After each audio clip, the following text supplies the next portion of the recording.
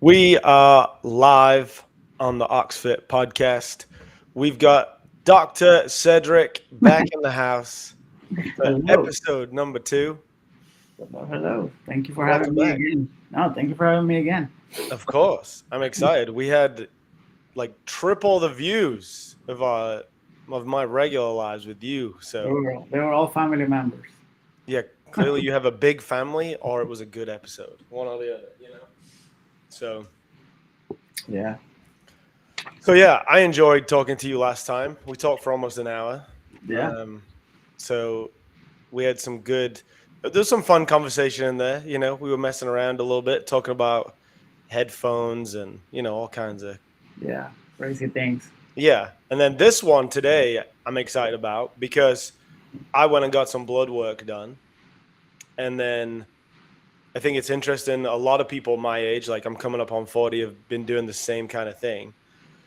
And when you take it to your regular doctor, like, yeah, they know obviously what they're looking at. I'm not trying to take away from doctors, but they're obviously looking for anything that's majorly wrong, right? Like they're busy. That's kind of what's going to stand out. When I'm doing my blood work, and for a lot of people that are consistent at Oxfit, it's not that they're trying to find necessarily what's majorly wrong. It's they're trying to find out how to be better, or just like they're at like 60%, they want to be to 80, 90%, and trying to find out things like that. And so I think it's almost like a different way of reading it, right? Does that make sense? Yeah. No. So traditional medicine is usually very reactive, right? There's a reason why we have so much crap going on, right? Because we're very reactive and not preventive. And I think what you're referring to is a term that I forgot what I got the reference from. But we have primary prevention, secondary prevention. Primary prevention is when you have an abnormality in your lab that could be causal to a disease, and you try to prevent that by doing something in advance. So that's primary prevention. Now, if you have a problem, if you had a stroke or a cardiac or an MI, a myocardial infarction, then you do secondary prevention, things to prevent another event like that. I think what you're referring to, and it's a term that I like to call primordial prevention. So Hmm. it's people that have not completely deranged patterns in their labs, and they want to make it more optimal. The problem with that is that all the guidelines that you see and all the recommendations are essentially directed towards primary and secondary prevention. Hmm. So this is why when you go to doctors, I mean, we are not trained in this new concept of optimizing functionality, right? And making the best of what you have. We are more primary and secondary prevention because that's the guidelines. Right. So when we start talking about labs that you order and how do they look normal, or are they? Um, that's kind of a lot of a gray area in the traditional medicine realm, and this is why you see so much of this new functional wellness health kind of movement that is arising, trying to get information on what to make those numbers. Yeah. And But then what to do with it, right? Because like you said, like you go to the doctor, they're looking for what's wrong, and they're looking for a pill as a solution to fix it usually, right? Like, okay, so this is what we see. This level's high. Take this, we'll bring it back down. Come back in 6 months, we'll see if it's up or we'll see if it's down, right? yeah, exactly. And so to go to your doctor and be like, I just don't feel 100%, and then um, you're kind of in the wrong place asking that advice in some ways, right? It's like, yeah, I'm not gonna look at that. I could maybe say maybe join a gym and maybe start doing this other stuff, but that's them tools are not really at my disposal anyway. It's just like, yeah, thanks for coming in. You're fine. Correct. And precisely because of the it's the lenses that traditional doctors have on. It's what it's wrong with you, right? Hmm. It's not how can I make you better. They, because you're not gonna go to a place if you don't have a problem, right? Right. Uh, so I guess a conversation that it's interesting, in my opinion, and that's the future of medicine is what can I do when people feel okay? How Yeah. can they be better, right? And again, that's very gray. So I'm not criticizing my craft. It's just like we don't really have data about that because that's not where the money is, right? That Yeah. they all these companies they are going to try to create a drug about it. Right. And Uh, that's what we talked about before is like the swim coach versus the lifeguard is, you come to a gym to learn how to swim. If you're yeah, already drowning, you need the lifeguard to come and save you, right? And like the doctors are the lifeguards, and we're like the swim coaches here. The problem with all the stuff that we're getting into now is like I have this lab report from this company, and then I have a consultation with somebody, and they yeah. How make do all you, these recommendations, right? And so like it's it's it's like an authority, it's like a new authority coming into a space where like I don't want to take things for the rest of my life, right? Like that's not the goal. Just like if I went to the doctor and they're like, "This is high, I need you on this heart medication for the next, you know, however you're 40, you're coming up on 40, I need you on this for the next 40 years." I would kind of be like, I don't know about that, right? But yeah, now we've got this where like the goal of this company is to get me on something for the rest of my life, right? Like if they could be like, "Hey, this is low. We've got this for the next 40 years now. Inject yourself with this." I'm the same where I'm like, I don't know about that, right? Like that's interesting. I kind of want to get my levels up, right? But Yeah, no, it's interesting what you're saying. I didn't expect that. I guess that's the business model, right? They have, other than by selling you a bunch of labs that you sent it to me, but it was so many that yeah, the problem with all those things is that you have to be careful if you fall into this fallacy that correcting a number that is out of a reference is necessarily is necessarily I don't want to use the word good, but does it make a difference? hmm, Uh, and what does that mean? Like, okay, well, you have whatever, we can go through the lab, but your riboflavin low. You need to take this. Is that gonna make a difference in how you feel? Is that reference range validated? hmm, Who validates it, right? Like, cause you get all these laboratories and they have ranges, and number one, who monitor those labs? That those laboratories that they're getting it from, assuring that there's quality and truth in those ranges, right? hmm, Because different laboratories have different reactants and how they do things, right? So the quality of the lab is important, and then all those weird range labs that you can obtain, what do you do with them, and what do they mean if you make them better? Um, I think there are a few of them that are very important based on what we know and where we're going. yeah, And I'm also like the use of medication. I just want to bring that up. I I think if you have a relevant lab that is out of whack, that will increase your risk of having a cardiovascular problem. I don't think it's even if you're healthy. I don't think it's wrong to take temporarily a drug for that. And name it could be a statin. It could be one of the newer agents. It could be you know, hormone replacement therapy. I'm not opposed to that. What I'm opposed to is to what you're saying, like being uh, being condemned to be on a medication forever. I don't think that's right. Uh, I think it should be methodical and see what your levels and how you feel. Right, yeah. that's Well, and important. like you said, it's almost like you said, the business model is great, I think. Like if I'm running the business, somebody's going to give me 110 biomarkers that I can see which one's up and which one's down, and then I have a service that I can send them the solution to that problem in terms of a supplement that, um, again, like you said with the labs, where is the every supplement that you get has written right on it. And look, this is the one that you made me get. Approved by Cederic. Um, this statement has not been evaluated by the Food and Drug Administration. No, exactly. Blah blah blah. Right. So the business model is fantastic, right? Because I can send you something that has no evidence that it does what it does to close the gap on what you think could be a problem, right? Like I can just be like, hey, your vitamin D is low, take vitamin D. Yeah.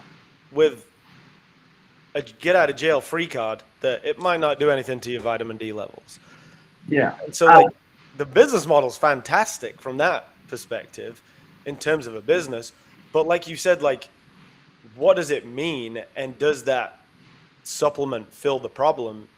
We don't know that is for sure, right? It's like, what is going on in your life? And so like for me, what I love about the data is like it's given me some points that I can Yeah. check in on to see what, like you said, functional health.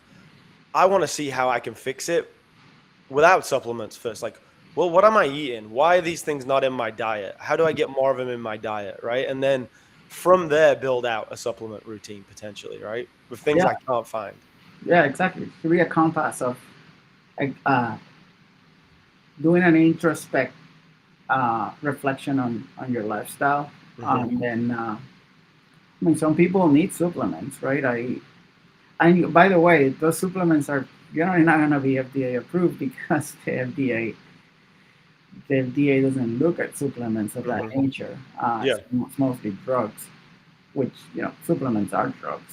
Everything is drugs, right? It comes from pharmacon. Yeah.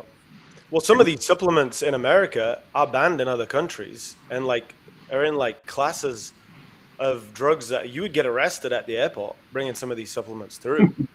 So like it's not like they're just like throwaway things, you know what I mean? Some of them Yeah, are banned in different countries. So yeah, no, and those make the poison as well. So even if it's something that you think it's benign, pharmacon, what I was going to reference to, it comes from poison. That's what it means in Greek. So it's like, you have to be careful also in getting intoxicated by vitamins, for example, which is a mhm. real thing. You know, vitamin B6, for example, is something that a lot of people take and they think it's great, and it's great, but if you can have a bad neurological problem from B6 excess. So, for example, right? So, Yeah. Shall we look at some of yeah, the let's see. report?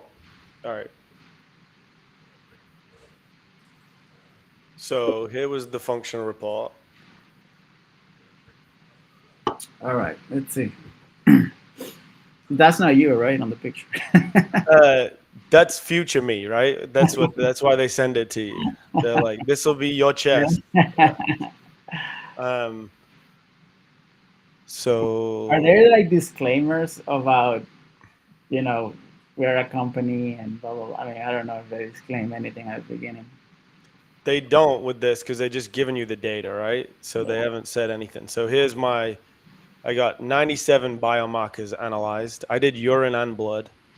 Um, and I had 67% were normal or optimal.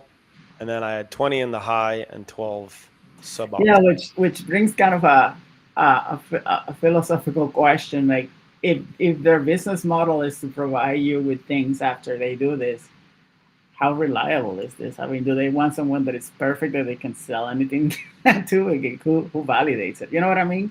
Yeah. If I have a bunch of athletes, because this is who gets this testing, right? It's Hmm. not like a sick person, Yeah. and they're optimized. Are they gonna be perfect? And I can't sell you anything. I mean, I don't know. I mean, I we have to rely on their honesty, right? Yeah. I mean, there's, like you said, there's so much like personal responsibility you have to take with this stuff, right? Like you have to take their recommendations and then you have to look at each supplement they've recommended and like see what you think of it, because like when we get to the next part, which I don't want to skip ahead, but when we get to the next part, yeah, I'll let you know what that kind of looks like. So One that showed up here that's in the low in the first hormone panel is DHA sulfate. DHEA sulfate. Yeah, so it's kind of part of your uh, adrenal. See. I don't know what that means. Like, sure, you have a marginally low DHE sulfate, but Mm-hmm. that doesn't mean, I mean, your cortisol is okay. Yep. And so I don't know. I don't know what to. I don't know. I don't know what to make of that. Mm-hmm. Well, when you combine it with, so like my testosterone was 496. Yeah. My So that's it. Out of all this panel in its entirety, I'm more interested in your total testosterone, free testosterone, and stradiol level, which is your estrogen, right? Sure, I can look at your FSH, LH, which is kind of part of the um, um, axis of sex hormones. yeah. But like your total testosterone and your free testosterone, which by the way is an estimate of the total number, and also your sex hormone binding globulin is also important. So technically, I mean,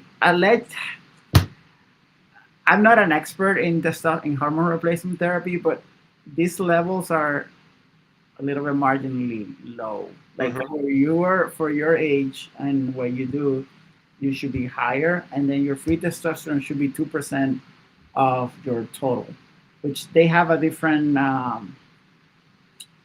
unit. Really, the way I think about free testosterone is a range of 8 to 10. They are Okay. measuring differently. I imagine it's your free testosterone is 6. Um, so yeah, I will say out of this that the testosterone is a little bit low, Mm-hmm. which is something that you start seeing with age, right? Yeah. I mean, clearly it's not high, right? So like, if it was in the like 1,000, and then my free testosterone, I don't know how they judge that, but that was in like it's. I mean, I'm at 67. They say it could go up to 224. Is like Yeah, high, right? so like for me, like if I had that, which probably mine is the same, I will take testosterone, for example, to see how I feel. And the dose that they usually recommend is approximately 100 to 120 per week, which is higher than the actual guideline recommendation is. Um, so I get it around 800.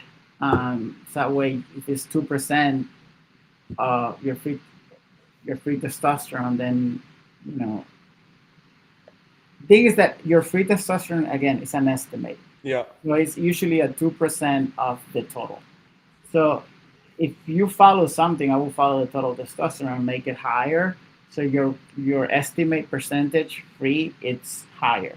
Mm-hmm. Now the other thing you look at is your sex hormone binding globulin. If that is too high, that means that a lot of the free testosterone, which is the active testosterone, it's what has the effect. It's not the bound one. So the Yeah. total testosterone is bound by protein, which is this globulin, right?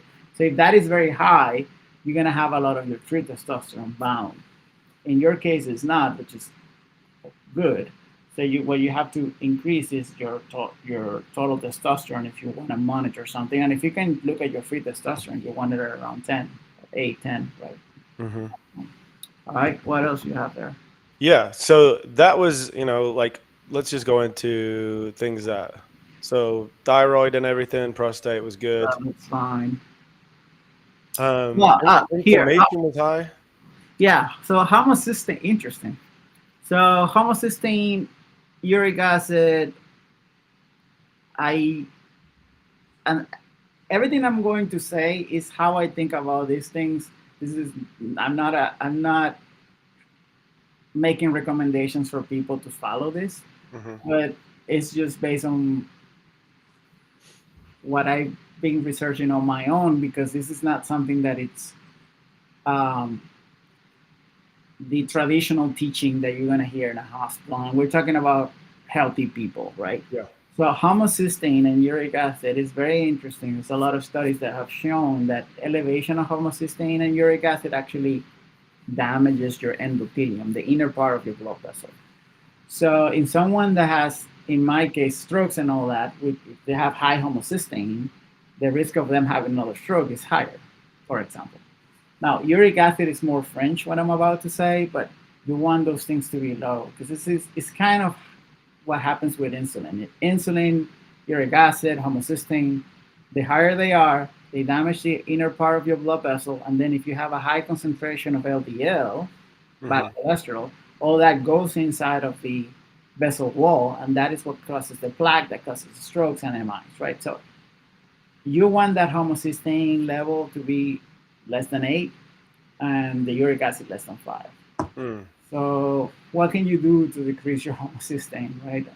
So some people say that, some studies say that you can do it with methylated B vitamins, like B12, folate, which is folate, I think it's B2. No, that's riboflavin, also B2, B6. Mm-hmm. Because you want to convert the homocysteine into methionate so you can excrete that and decrease the level. It's kind of, I said a lot of words there, but that's one way.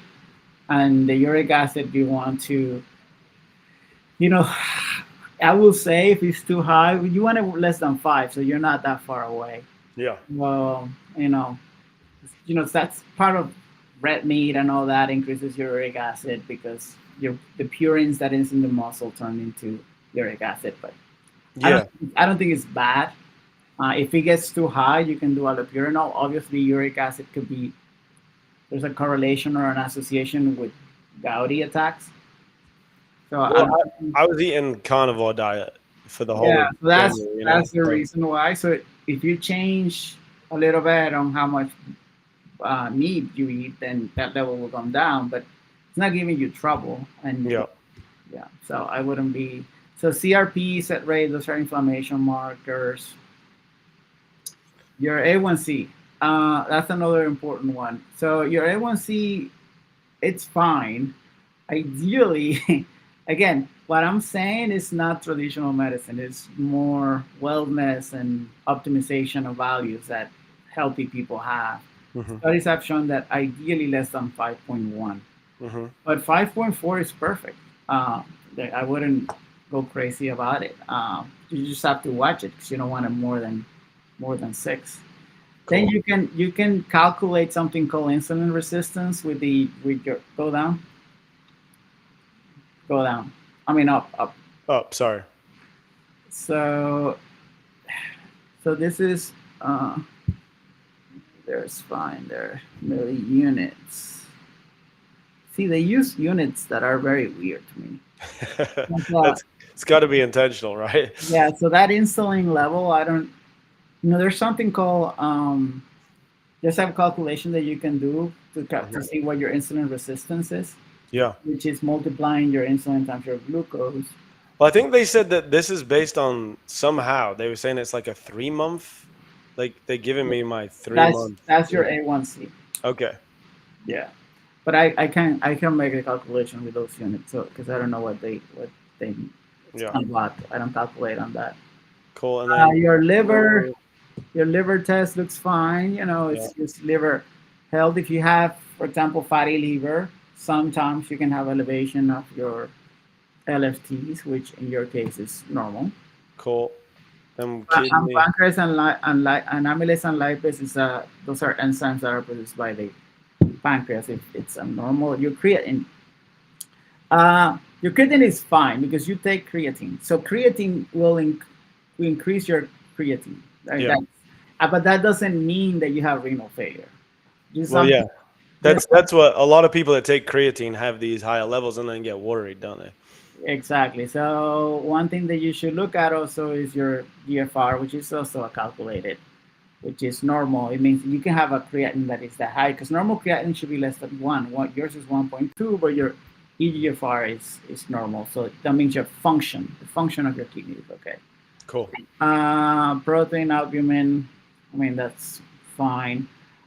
I don't even know what way they calculate globulin ratio. So iron, so that means that, so iron is your total iron in your body, and your ferritin is the total storage of iron in your body, right? so it's normal. So you don't have any iron deficiency causing any anemia, obviously, I mean, because of Yeah. what things that you eat. And then your lipids down there is kind of the most interesting aspect of everything, right? Back, I mean, if you go to a traditional doctor that is not keeping up with a lot of, I'm not a lipidologist. This is actually uh, a specialization that some doctors do. Yeah. But simple things, cholesterol, in my opinion, is not something that we should be reactive to in people that are healthy. Hmm. Uh, a cholesterol of 226, if you go to a clinic, they say, oh, your cholesterol is so high, we need to give you a statin. I don't particularly react to cholesterols of that level. I don't see cholesterol. Cholesterol is Hmm. very important in our body. Our bodies make our cells, neurotransmitters, hormones. They all are made of cholesterol. The brain produces cholesterol in itself. The liver produces your cholesterol. The amount of cholesterol that you eat uh, doesn't get absorbed. The cholesterol that you have in your body, that level is usually produced by the liver and gets reabsorbed to the bile that you dump in your intestine. So it's only 10% of the cholesterol that you eat uh, that gets absorbed. Most of the cholesterol that you have is what your body produces. So triglycerides I look at, and I also looked at, what do they do? An ApoB. I think out of all that panel, the most important value is apolipoprotein B. Because apolipoprotein B, so lipids, like if you put oil in water, it doesn't dissolve, right? Hmm. Same as lipids. So they need a protein that coats those, um, the fat, right? In order Yeah. to be transported in the body, the cholesterol. So that is what an apoprotein means. So the apoprotein is a protein that makes the lipid soluble in the plasma because we're made of water. So the ApoB is one of those proteins that are associated with, intimately associated. What they pack is LDL, which is the bad cholesterol. And it's bad because that's what gets into the blood vessels and causes atherosclerosis plaques. So that is a better marker of LDL that the LDL that you have there calculated, because that LDL is is calculated, says it says calc, and also its concentration. It's not the actual particle, which is that tells you the concentration in the blood that goes into the blood vessel. So the best marker of that is ApoB, because Hmm. for HApoB, there's one LDL. So this is what we looked at now. This is kind of a new thing. So you really want an ApoB less than 60. Hmm. So I think you're fine there. And then the other thing I like to do is the triglycerides, because it's a poor man's marker of insulin resistance. Mm. So ideally, I want that triglyceride level to be less than 80 in Okay. someone like you. Yeah. Um, you know, the way to decrease triglycerides, it's decreasing your refined carbohydrates and decreasing your fat intake. And because if you don't eat a lot of, and this is fat, this is not cholesterol, right? Because Hmm. fat gets turned into fatty acids, which is what gets turned into triglycerides and bad stuff in the liver. So by decreasing that, your refined carbs and your fat intake, you will decrease your triglycerides. Hmm. But or you can use soluble fibers like silent husk that will help you eliminate some of that fat from the gut. Um, Now, I am not too terribly concerned about it in your case because your ApoB is 60. So I look at that more than your triglycerides, and ultimately I look at the LDL, Hmm. um, which ideally in someone super healthy, if we're doing primordial uh, health, it's ideally less than 40 should be fine, but less than 70 is fine. So your triglycerides and LDLs are a little bit high, Yeah. but because your ApoB is 60, I'm not too concerned about it in terms of. at their So own. you're saying them markers might be slightly elevated because of the carnivore diet, but my body's Uh, handling it well. yeah, and I don't know how much fat you eat, right? Hmm. So I think that's part of it. Which depends on the cuts that you're eating. Yep. Um, so yeah, but I'm not too concerned as long as you. So the two markers that we're looking at very closely is ApoB and lipoprotein little a. I don't know that they did it or not, but that is more genetically um, defined. But there are drugs coming that will decrease that. So your vitamins, vitamin D is a hormone, so it's important to. I'm surprised your vitamin D is so low. Dude, Like, I was shocked by this. yeah, because you take vitamin D every I day. take vitamin D, yeah. How much you take? So I it's one pill and it says it's 10,000 IU's, Really interesting. right? Yeah. Um, also, I mean, you take a lot of sun because you go outside a lot. I'm not inside a ton, yeah. So it's actually yeah, I got a different vitamin D Yeah. and I'm thinking of taking one that like I spray in my mouth or all kinds of stuff cuz I don't understand. Yeah, I don't know what that. Yeah, I don't know what that means. It's also the vitamin B12, which Right. is odd if you're in carnivore. The thing is, like, again, we go back to are are they gonna be low because they need to sell you vitamin D and vitamin B12? Yeah, I don't understand why these two markers are this low. So maybe I have some weird thing where I can't process I mean, vitamin D. what we can do if your vitamin B12 is that low is that your MCV and your CBC that they probably look at your blood should be elevated. So we can look into that and see as an indirect way if your B12 is really low and it's affecting you. So as you scroll down, we can check. Okay. So where are we looking now? So let me see your minerals, magnesium. I mean, it seems like you were dehydrated that day. Your macros was so low. Yeah, Alle- they said Allegedly, they said allegedly. I'm dehydrated. 142 potassium, chloride. Yeah, you probably because of your CO2, your carbon dioxide. If it's that high, just fine. A little dry, but whatever. I mean, we all are dry. And then this is what I was talking about, the CBC.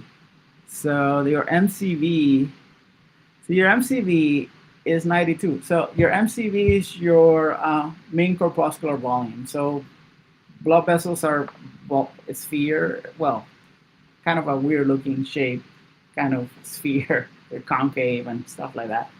So the volume, if you have vitamin B12 deficiency or folate deficiency, the volume of your red cell gets bigger because there's some distortion of the wall. And if you have iron deficiency, they get small. It's called macrocytic anemia and microcytic, micro small, macro big. So your MCV is a little bit elevated. So Hmm. maybe that B12 is actually truly low. But you can fix that with nutrition. You don't have to fix it with getting more B12 because it's not that low. And then where do you get B12? Uh, I think you get B12 in vegetables Okay, and we that makes can sense. I've been eating no vegetables. exactly the or we can do a quick. This will be a good question for our nutritionists in the group for B12. Yeah. Because the way I react, I'm ashamed of that, is by if I see a low B12 causing problems, I give them B12. I don't Okay. say, I don't tell people like go try to eat better, but I think that should be a start, right? Well, you can get B12 shots, right? Like quite a And lot of. take it also PO, I mean, for shots and so yeah, that's kind of our B vitamins, right? Mhm. And then what else you have there? So actually B12 is primarily for animal waste. So plants, beef, fish, poultry, eggs, Yeah. yogurt, So, cheese. so that doesn't make sense. I've been eating so many eggs and stuff. Yeah. So Anything you want to look at in the white blood cell stuff? no, so white blood cells is just your defense mechanism. So like your urine. So let's see why they say you were dry. Uh, Probably because your specific gravity is a bit of it elevated, but everything looks fine there. Yeah. And then, so interesting. So this is occult blood. If they're looking if you have any blood in your urine. Again, there's so many labs here that I don't really understand why they will do, and then Yeah. they give you Well, your just blood test. just to probably charge you a little bit more, right? So essentially, what they did a basic metabolic panel, a CBC. They checked all your hormones and your cholesterol. So that's essentially what. If you're gonna get something, you can go to a lab and say like, I want to check my CBC, which is my cell count, metabolic panel to see my sodium, blah blah blah. You can check your vitamin D, only one, and ApoB. I think is very important, more Mhm. than the whole cholesterol panel and triglycerides. And at least one time in your life, like with protein A, because if it's elevated, you probably need to be very aggressive on how you treat those numbers to prevent atherosclerotic catastrophes. Um, A1C is very important. Yeah. Your hemoglobin A1C. Uh, and then if you have a lab that can do your fasting glucose, fasting insulin, there's a formula that you can do if the units are either millimole or milligram per deciliter. You can calculate what your insulin resistance is, and also if you see an insulin, your fasting insulin too high, it's also potentially a problem, right? The problem with insulin resistance is that it's not only toxic to that inner part that we talk about, the blood vessels that will promote plaque production, but also it will increase your LDL, your bad cholesterol, because it doesn't allow production of the LDL receptor in the liver to take all the bad cholesterol from the bloodstream. That's kind of a longer topic, but I think what you did, it's something that you can get easily on any lab that you walk in. You don't necessarily need to go to a big company and maybe get overcharged. Yeah, it's just knowing what to look for, like you said, knowing what to ask for in a blood panel, right? And then what you can affect. So let me give you an update on kind of like their recommendation from that and what kind of we took from that. Yeah, let's see. Yeah, was so like the goals of their assessment after we finished was to um build more muscle mass, better sleep, reduce inflammation was something that they said, and improve like overall stress levels. Um, so Yeah, I'll start with the things that they recommended which that. are principles that you don't need labs to know, right? Yes, you want to decrease inflammation. Yes, you want to sleep better. Yes, you want to have less stress in your life. Mhm. I don't think you need medications to achieve decreased inflammation unless you have a like a big problem. That's a different. We're not talking about Yeah. unhealthy people. So in Georgia, they can't send you testosterone. So right away, that's where she started. She's like, "You live in Georgia, we can't send you testosterone," which is You probably know, what they would have wanted to recommend right out the gate, right? Like, Do you know what dose they're gonna put you on? say again. What dose of testosterone? Oh no, they said they can't do. So they don't even talk to you about that because like it's against the law, Oh, they right? cannot. Okay, I'm sorry. Mm-mm. I think you can go to places here and get it, but their company, I think, because they're not here, they can't do that, right? Okay, okay. So they can't basically transport it to you. Gotcha. But what they did talk about was a peptide, and it's sermorelin. Yeah, so And somaretin is an androgen peptide that will, stimulate, I think, your growth hormone. yeah, it's HGH basically, right? And so like I didn't know what it was. She's like, "Hey, it's sermorelin," and so I was like, "She's like, it's Listen, a so I don't think you need that uh, because unless you, I mean, it's not gonna help your testosterone necessarily. It's an androgen promoter, right? So androgen steroid, right, to make Yeah. you feel better potentially and grow. But I don't know that you need some Merlin. Yeah, I mean, You I'm not the taking problem, Vamorelin. the problem with the peptides is that they are great, but also you have to be careful because so what Summerlin is doing is increasing the amount of growth hormone in your body. Mhm. So if you have, it will make you grow, but also if you have a tumor in your body, it will grow too.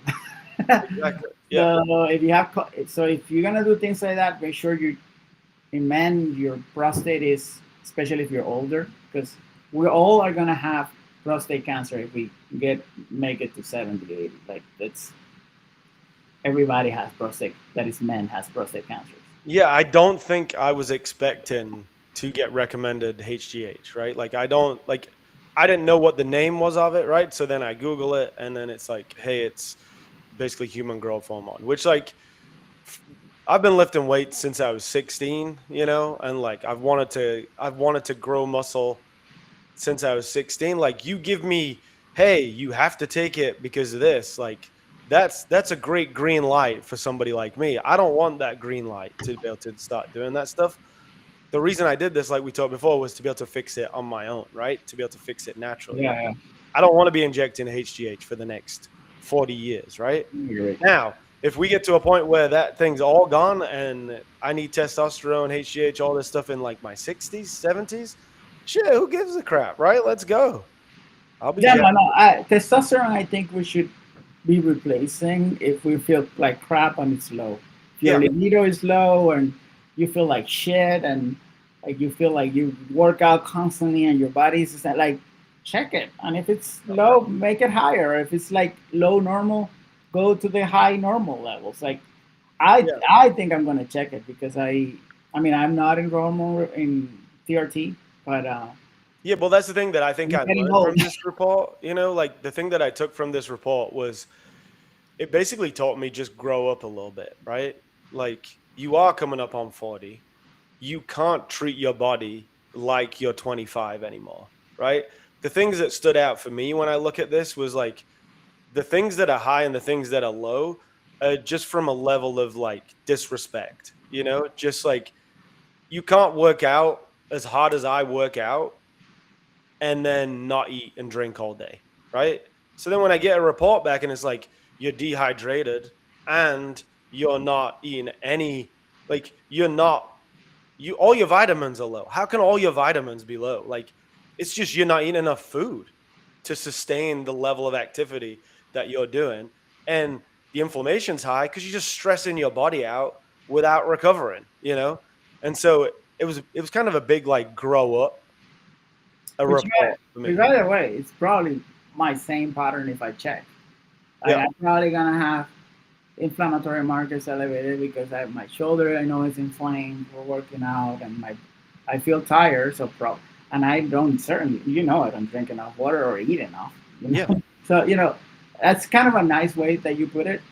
Like it's evidence of our disrespect to the body, to our bodies, and how don't we take seriously things as important as resting Just and very eating? just very disrespectful. Like it's like treating it like run it hard and then just hang it up wet and just like no respect for when you pick it back up again, right? It's like just putting dirty clothes on every day and just being like, why am I not good today? Why the hell do you think you're not good today, right? Like start treating your body with some respect. And so the good things that I took from this was like she actually recommended, she said your like all the glucose stuff looks good, but she was like there are some things in there that it's slightly elevated, so why don't you wear a glucose monitor and see what foods affect you? And I was like, yeah, that would be interesting, Yeah. right? So yeah, maybe I will do that. And so I was like, that's a cool idea. But then I thought about it and I was like, well, you eat like a 20-year-old, so what's it going to show, right? Like so just fix your diet first. And then when you've got a consistent diet that grows enough protein, has enough carbs in it, you eat the right amount of fat so you can grow muscle, then check your insulin level, right? Like what's the first step in this stuff? And then all your vitamins are down. So why the hell would you take human growth hormone and testosterone, if your vitamin D, your B12, your zinc, all this stuff's down, like start with the lowest thing and build all that stuff up, right? So like fix it that way and then reset. And if it's still low when you've done all these things that we recommend to other people, then start thinking about that stuff, right?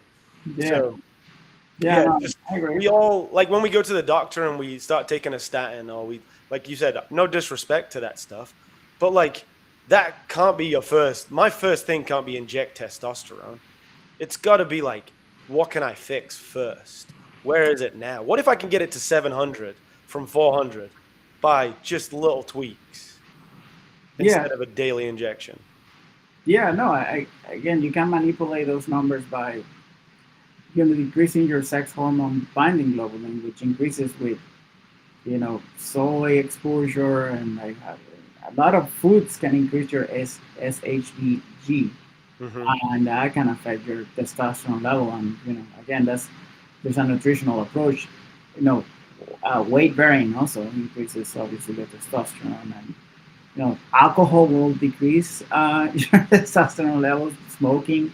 Right. So, I mean, there are definitely lifestyle changes that you can do before you get into TRT. I think at the end of the day, the future is really going to be hormone replacement. Mm. Not the future. I think the future is here. And I think as you get old, it's more relevant. I don't know that a 30, 20-year-old should be thinking a lot about it unless testosterone levels are like on the complete floor, which is something that we've seen a lot in young people, that low testosterone levels, or turning their testosterone to what we call aromatization into estrogen, right? Um, which is in itself a different conversation. Um, and it will be interesting to talk to someone with more expertise on that than me. But it's essentially the philosophy of what you preach every day, right? It's like that initiative that you guys had the other day of go out and walk around, and it's like essentially it's vitamin D. Other than decreasing calories, and also take care of yourself, like rest, right? Those are things that you guys preach, and but we focus so much on training and performing, right? But Yeah. rest, respect your body, go out for a walk. All those millennial things that, when I say millennial, I'm talking about millennia, not the millennials, Hmm. that were common sense, and we don't do anymore. We're the whole day exposed to this kind of light. Right. Sucks, right? This screen sucks. Essentially, what you preach. You just have to apply it and live like a human, Yeah. not like a machine. Yeah, it's funny, dude. I took my son to NASCAR on Sunday, and I saw them just like racing around the track at 180 mile an hour, and they've got their foot to the floor the whole time, and I was just like, that's how I live my life, is just like All of us. just foot to the floor, and then don't worry about the tires, don't worry about refueling, don't worry, just keep your foot to the floor, and then wonder why you're not doing 180 mile an hour anymore, and it's like, Yeah, and all that is stress. It's inflammation.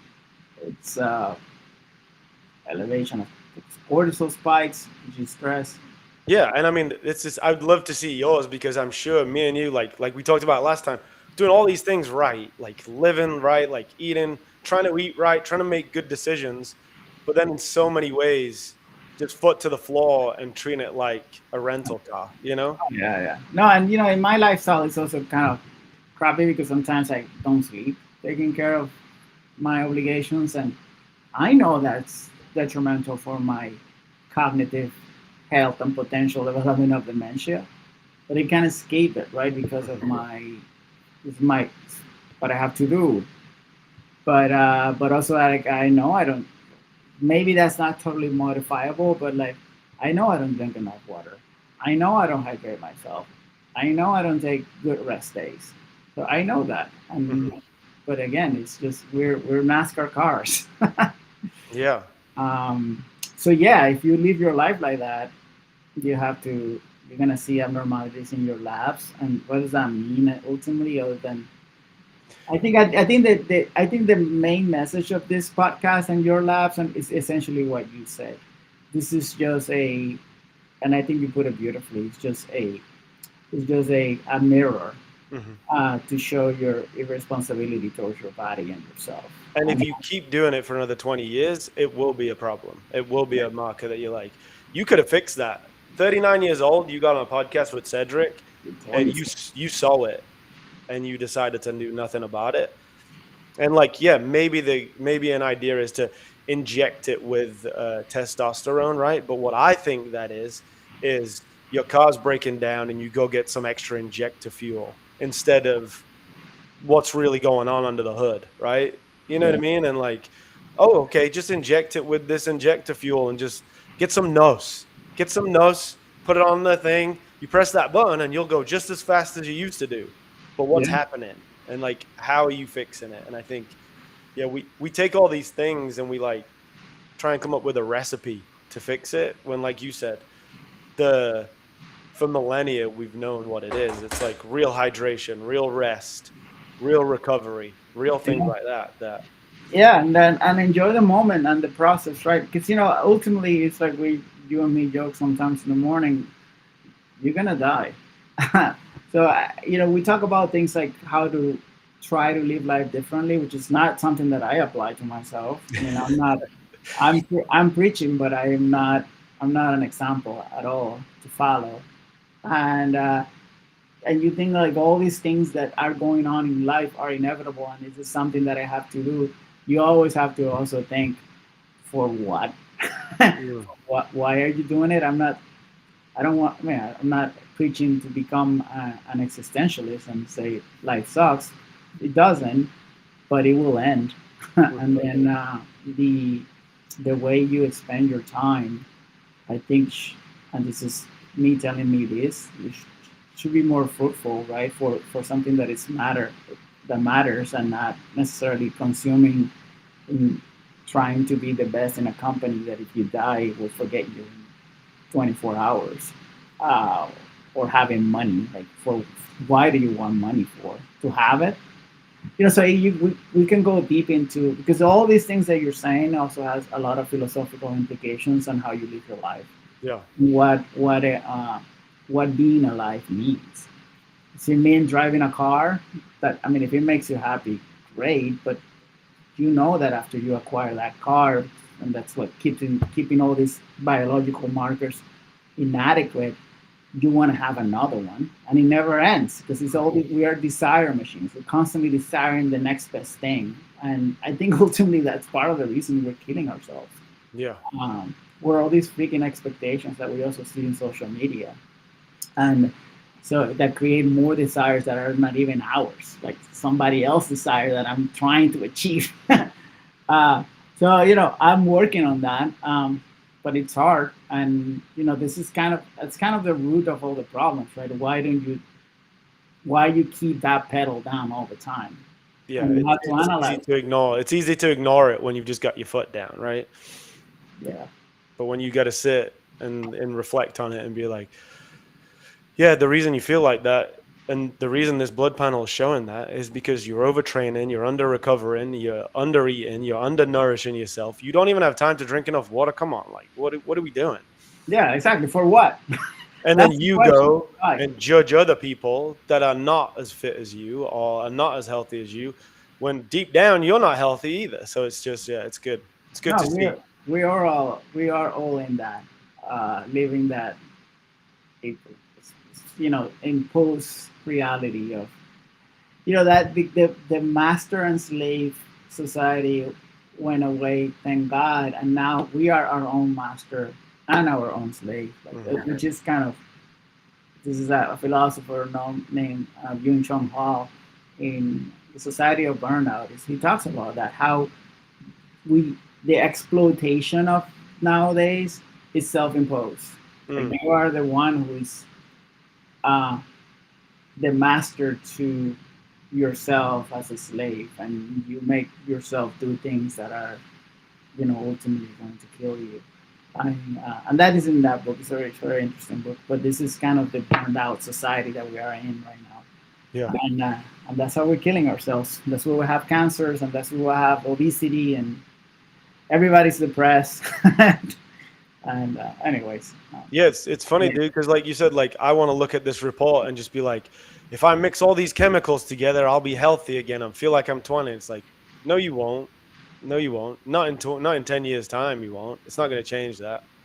You actually have to make some real changes. So I'm going to explore that first. Like it's not about getting another vitamin D supplement. It's about getting outside more. It's not about getting like lowering this blood. It's about how am I eating and when am I eating and stuff like that. So, and yeah, just, yeah, stop driving it like a NASCAR in the middle of a race every day, every week. So, that's right. and I hope you follow me a little bit and do some of it with me. Cause like you said, everybody has their vices. You're going to see people very sick in hospital today and their vices were over excessive food. And like the only thing that you have that's different than them people is yours is over excessive work, but you still both And stress and peer over pressure. excess. Yeah. Yeah, yeah. Excess. That's kind of what kills.